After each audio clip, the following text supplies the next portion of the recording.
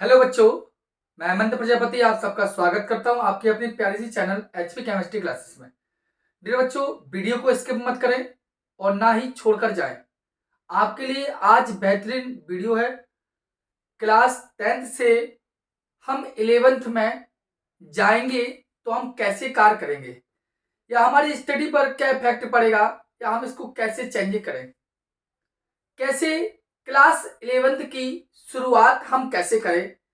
इन सभी बात पर आज हमारी बात चर्चाएं आपसे के साथ होंगी कि क्लास 11th की से शुरुआत हम कैसे करें, कैसे हम अदर एग्जाम को भी क्लियर कर सकें, जैसे 12th के पास के बाद नीट जैसे exam, JEE mains and advance जैसे एग्जाम, इनको हम कैसे आगे ले जा सकें। और आज हम चर्चाएं हम करेंगे आपसे। और चर्चाएं हम क्या करेंगे, अब आइए भाई रोड पर देखिए। हम बात कर रहे हैं आपके, आप सपोज दैट अभी क्या हो, क्लास 10th आपने बच्चों पास आउट की है। अभी अभी आप पास हुए हैं क्लास 10th से। और डियर बच्चों, आप क्लास 10th से आप जाना चाहते हो क्लास 11th में आप जाएंगे आप। और बच्चों आप इतना अच्छे से जानते हो, क्लास 10th में आपने केवल एक ही चीज पढ़ी है, वो है साइंस। और इस साइंस में आपका फिजिक्स, आपका केमिस्ट्री एंड आपका बायोलॉजी, तीनों एक ही बुक पतली सी रहती थी। लेकिन अब बच्चों डियर, आपकी क्लास 11th में ऐसा कुछ नहीं होगा। यहां पर फिजिक्स भी अलग होगी, केमिस्ट्री भी अलग होगी, एंड मैथ भी अलग होगी, एंड बायोलॉजी भी अलग होगी। सब कुछ अलग होगी। मैथ तो पहले भी अलग हो जाती थी। तो कहने का मतलब है, क्लास 10th में एक ही बुक में हम सभी की स्टडी कर लेते थे। लेकिन यहां पर हमारी क्लास 11th में यदि आप साइंस पोर्शन से आ रहे हो, साइंस पोर्शन से यदि आप आ रहे हैं, तो आपको यहां पर दो कैटेगरी प्राप्त होंगी। एक कैटेगरी आपको मिलेगी मैथ की, और एक कैटेगरी मिलेगी आपको क्या, बायोलॉजी की कैटेगरी। आप इस अच्छे से जानते हैं। और जो बच्चा मैथ से पढ़ेगा वो साथ में उसकी केमिस्ट्री भी होगी, साथ में उसकी फिजिक्स भी होगी अलग से। और बायोलॉजी से जो पढ़ेगा उसकी यहां भी केमिस्ट्री होगी और उसकी यहां भी फिजिक्स होगी। इस बात को आप जानिए। जब क्लास 11th में आओगे तो आप लोग साइंस, साइंस ग्रुप से पढ़ोगे, साइंस साइड से पढ़ोगे। और साइंस साइड में दो चीजों को विकल्प आएगा। टीचर कहेगा क्या लोगे, आप कहीं सर क्या लेंगे, पता ही नहीं क्या लेंगे। अरे पता चलना चाहिए कि आप मैथ लोगे कि बायोलॉजी लोगे। अगर मैथ लोगे तो मैथ के साथ साथ केमिस्ट्री एंड फिजिक्स पड़ेगी। अगर बायोलॉजी लोगे तो बायोलॉजी के साथ साथ केमिस्ट्री एंड फिजिक्स, मतलब केमिस्ट्री एंड फिजिक्स आपको मैथ और बायोलॉजी के साथ अलग से मिलेगी। अर्थात इसकी भी बुक अलग, इसकी भी बुक अलग, और इसकी भी बुक अलग। और क्लास 10th में क्या होता था, क्लास 10th में क्या होता था, ये तीनों एक साइंस में ही समाई हुई थी, एक छोटी सी बुक में। इसलिए बच्चों समझ जाइए और विचार कीजिए कि हमें स्टडी को कैसे आगे लेके जाना है, हम कैसे आगे ले जाएं इसको। क्योंकि बायोलॉजी, केमिस्ट्री एंड फिजिक्स तीनों अलग। यहां पर जो बच्चा इन कैटेगरी को लेता है वो आगे जाके जेई का पेपर देता है, जिनमें जेई का पेपर वो मेंस एंड प्लस एडवांस निकालता है। आपको अच्छे से पता होगा, आपने सुना भी होगा, नहीं पता तो देख लीजिए वीडियो को, इस रिकॉर्ड स्किप मत कीजिए। और यदि आप इधर देखें तो आप जानते हैं यहां का बच्चा नीट करता है। अभी 5 मई को नीट का पेपर हुआ है। आज बहुत से बच्चों ने आंसर की भी मिला ली होगी और देख लिया होगा मेरा रिजल्ट कहाँ है। तो इसी ही हम यहाँ पर बात कर रहे थे। यहाँ पर आप इंजीनियर आईआईटीएन बनेंगे, यहाँ पर आप मेडिकल एग्जाम के थ्रू आप एक डॉक्टर बनेंगे।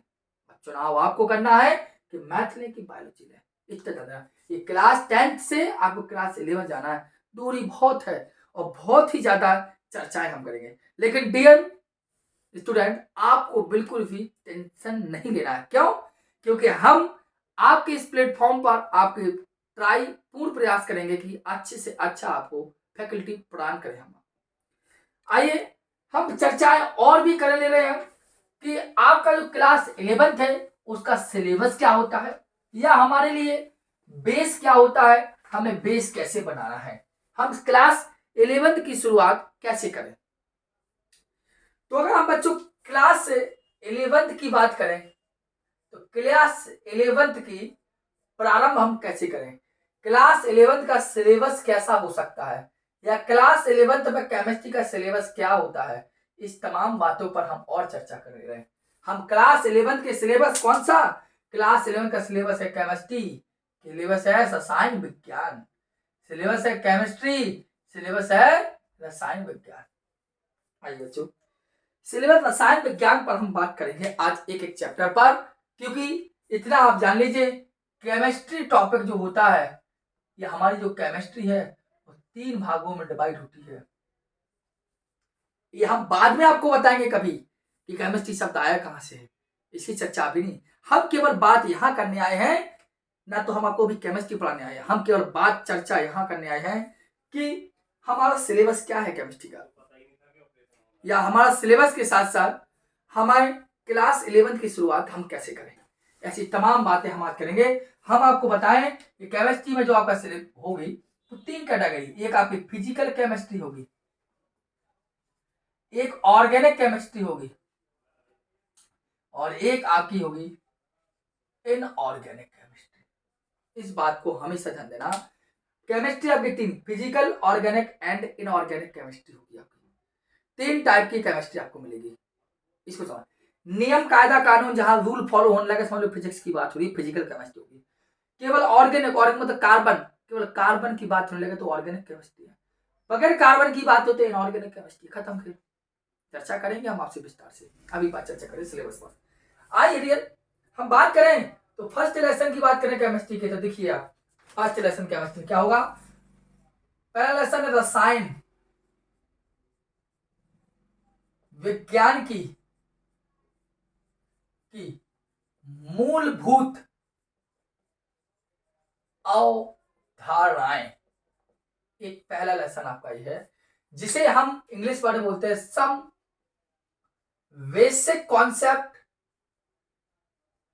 Of chemistry. इस बात को आप ध्यान देना, ये फर्स्ट लेसन है हमारा some basic concept of chemistry का। ठीक, दूसरी बात करें हम तो है आपका परमाणु संरचना, जिसे हम कहते हैं एटॉमिक स्ट्रक्चर।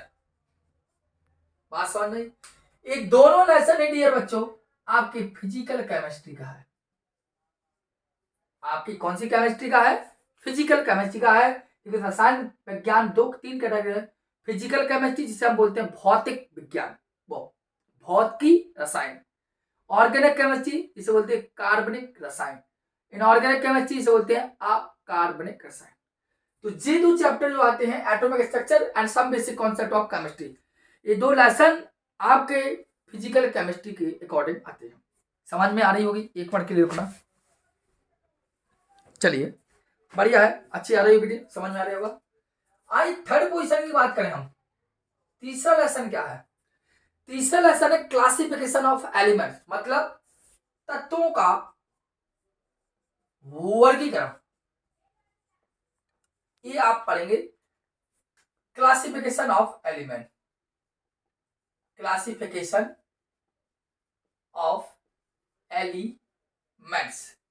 एक लेसन आपका ये होगा तत्वों का वर्गीकरण, समझ रहे बात को। चौथा लेसन की बात करें बच्चा, फोर्थ लेसन क्या होगा, वो होगा रासायनिक आबंधन एवं आणविक संरचना। रासायनिक आबंधन एवं आणविक संरचना, ये वाला लेसन है आपका, जिसे बोलते हैं केमिकल बॉन्डिंग। क्या बोलते हैं बच्चों, chemical bonding and molecular structure, ये आपका होता है। और दोनों ही बच्चों आपके जो लेसन है ये आपके इनऑर्गेनिक केमिस्ट्री से है। किस केमिस्ट्री से हैं आपके? ये दोनों लेसन बच्चों classification of elements and chemical bonding and molecular structure, this are inorganic chemistry, third and fourth lesson आपके हो गए। ठीक, आइए बच्चों आगे हम देखें तो पांचवा लेसन आपका होगा केमिकल थर्मोडायनामिक्स बोलते हैं, इसे बोलते हैं रासायनिक ऊष्मा गतिकी, जिसे हम बोलते हैं इंग्लिश वर्ड में केमिकल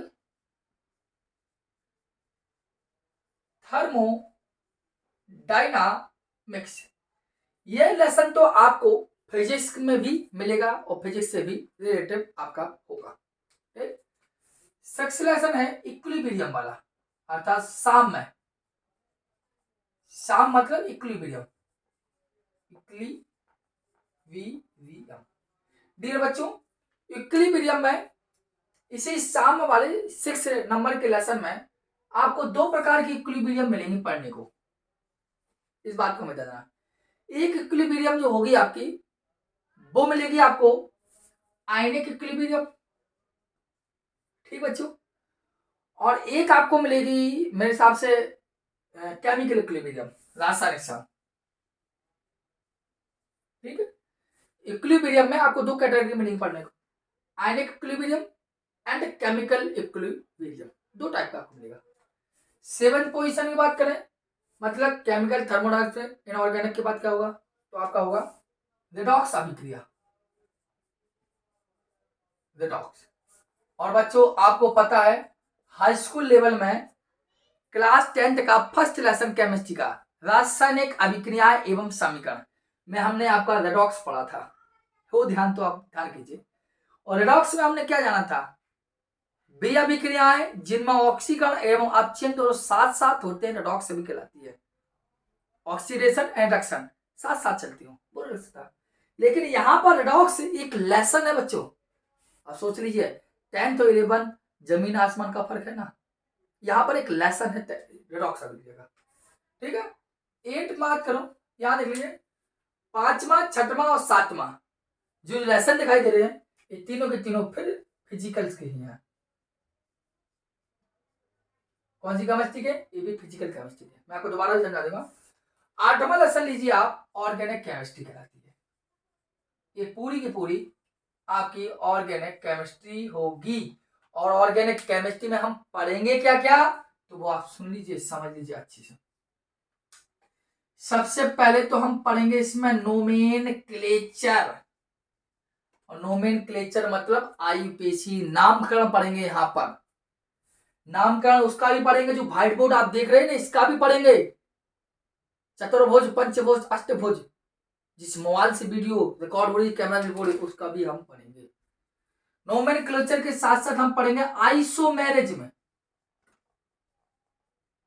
और आइसोमेरिज का मतलब समावयवता, और आपको पता हो क्लास 10 में चौथे लेसन में समावयवता की परिभाषा लिखी थी। और समावयवता के साथ साथ में पढ़ेंगे पूरी जनरल ऑर्गेनिक केमिस्ट्री, जीओसी पढ़ेंगे अच्छे से। क्या पढ़ेंगे? जीओसी, ठीक। और नवा लेसन है आपका हाइड्रोकार्बन, हाइड्रोकार्बन बढ़िया तरीके से पढ़ेंगे। और हाइड्रोकार्बन में हम आपको बात कर रहे हैं तो हम पढ़ेंगे हाइड्रोकार्बन में एल्केन, हम पढ़ेंगे एल्कीन, हम पढ़ेंगे एल्काइन। थंबनेल में आप देख भी रहे हैं, हमने कहा क्लास 11 की शुरुआत हम कैसे करेंगे, वो ऐसे करेंगे। कैसे करेंगे हम आपको समझा चुका हूं, और हमने अभी आपको ये बताया है कि केमिस्ट्री हमारी क्या क्या है, और केमिस्ट्री को कितने भागों में बांटा गया है, तो भौतिकी रसायन, कार्बनिक रसायन, अकार्बनिक रसायन। फिजिकल का मतलब होता है भौतिकी रसायन, और मतलब कार्बनिक रसायन, इनका मतलब अकार्बनिक रसायन। और ये तीनों पार्ट हो रहा है यहाँ पर, केवल इसलिए ऐसा लगा क्योंकि हमने आपके लाइन से चैप्टर लेके, पहला लेसन ये है, दूसरा ये, तीसरा ये, चौथा ये, पांचवा ये, छठवां, सातवां, आठवां, एक क्रम से है आपके, तो इसीलिए ये भी आपके दोनों के दोनों ये भी ऑर्गेनिक केमिस्ट्री के हैं। ये दोनों कैसे लेसन है आपके? ऑर्गेनिक केमिस्ट्री के हैं। क्लास 11th में ऑर्गेनिक कम है, लेकिन क्लास 12th में भर भर के ऑर्गेनिक, इस बात है। तो केमिस्ट्री 3 पार्टों में हमने आपको बताया। अब हम आपको बता दें, आपको क्लास 11th को मजबूत करना है तो सबसे पहले हम कौन कौन सी बेसिक चीजें सीखेंगे, हम कौन कौन सी बेसिक चीजों को जानेंगे, उस पर हम अभी चर्चा आपके साथ करेंगे। ठीक है, इतना सिलेबस वीडियो को पॉज कर आप लिख लीजिए। ठीक है, हम क्लास 11 को कैसे मजबूत बना सकें, इसके लिए हम क्या फंडामेंटल काम करें, हमारा फाउंडेशन कैसा हो सके। तो फाउंडेशन के लिए डियर बच्चों, बेसिक के लिए आप सबसे पहले कुछ चीजें आवश्यक पड़ेंगी। जैसे आप सबसे पहले अगर अपना केमिस्ट्री को मजबूत बनाना चाहते हैं तो सबसे पहले आप सीखें इलेक्ट्रॉनिक कॉन्फ़िगरेशन। इलेक्ट्रॉनिक कॉन्फ़िगरेशन, आप सबसे पहले यही चीज देखें कि इलेक्ट्रॉनिक विन्यास क्या है। इलेक्ट्रॉनिक कॉन्फ़िगरेशन का मतलब होता है इलेक्ट्रॉनिक विन्यास। सबसे पहले तो आप वाउ के अकॉर्डिंग इलेक्ट्रॉनिक विन्यास सीखिए पहली बात, क्योंकि इलेक्ट्रॉनिक विन्यास आपका कंप्लीट है तो आप बहुत सी चीजें कंप्लीट कर सकते हैं, इस बात ध्यान देना। तो अभी तक आप बोरबरी के अकॉर्डिंग इलेक्ट्रॉनिक विन्यास सीखते आए, लेकिन आपको आप वाउ के अकॉर्डिंग सीखना है। ठीक है, इसको किसके अकॉर्डिंग देखना है, आप वाउ के अकॉर्डिंग देखना है। ठीक है, आप वाउ के अकॉर्डिंग आपको इलेक्ट्रॉन विन्यास देखना है। दूसरी वाली बात करें, क्या देखना चाहिए, तो आपको हुन्स रूल देखना है। हुन्स रूल का मतलब है हुंड का नियम भी आपको चर्चा में लाना है, अर्थात सीखना है। तीसरी बात करें हम हुंड के नियम के साथ साथ हम आपको कहेंगे आप बैलेंसी पर भी चर्चा कीजिए। संयोजकता क्या होती है इस पर चर्चा कीजिए। संयोजकता के साथ साथ आप चर्चा करिए हमारे साथ। जब हुंड का नियम पढ़ लोगे नहीं वाला, तो इसके साथ साथ आप क्रम से पढ़ना पेयर एंड अनपेयर्ड इलेक्ट्रॉन कौन से होते हैं, युग्मित और अयुग्मित इलेक्ट्रॉन को भी जान लेंगे सबसे पहले हुंड के अकॉर्डिंग। ठीक, जब ये 3 इतने तक कंप्लीट हो जाए आपको, तो आप सीखिए एटॉमिक मास निकालना, अर्थात परमाणु भार वगैरह क्या होता है या परमाणु द्रव्यमान वगैरह क्या होता है, इस बात को आपको निकालना सीखना है। ठीक, जब परमाणु भार अणुभार जी निकालना सीख लोगे तो इसके बाद सीखिए आप एक्वावेलेंट वेट। क्या सीखिए बच्चों, एक्वावेलेंट वेट, जिसे हम बोलते हैं तुल्यांकी भार। ये बहुत जरूरी है आपके लिए। और जब एक्वावेलेंट वेट क्लियर कर लोगे तो आप जानिए मॉलिक्यूलर फॉर्मूला बनाना, अर्थात हम कह सकते हैं अणु सूत्र का निर्माण करना जानिए कि किसी चीज का फॉर्मूला कैसे बना सकते हैं। फेरस सल्फेट क्या होता है, फेरस सल्फेट क्या होता है, कॉपर नाइट्रेट क्या होता है, इस प्रकार के फॉर्मूला बनाना भी सीखिए। ठीक है, फॉर्मूला बनाना सीखना अनिवार्य है आपको। यहां तक ये पैटर्न अवश्य सीखिए आप, फिर इसके बाद तो बहुत ही छोटी छोटी चीजें आपकी रही हैं जो आपको सीखना ही सीखना है। क्लास 11 की शुरुआत कैसे करें ये हमने आज चर्चा आपसे की है, और क्यों करना है, हमें किस कैटेगरी से पढ़ना है उसकी भी हमने बात की है। विचार आपको करना है। वीडियो यदि पसंद आई हो तो आपका निर्णय है आपको क्या करना है, और नहीं आई हो तो भी आपका निर्णय है। ठीक, मिलते हैं हम आगे, टॉपिक लेके चलेंगे इलेक्ट्रॉनिक कॉन्फ़िगरेशन, आपाहु का रूल। ठीक, धन्यवाद, जय हिंद।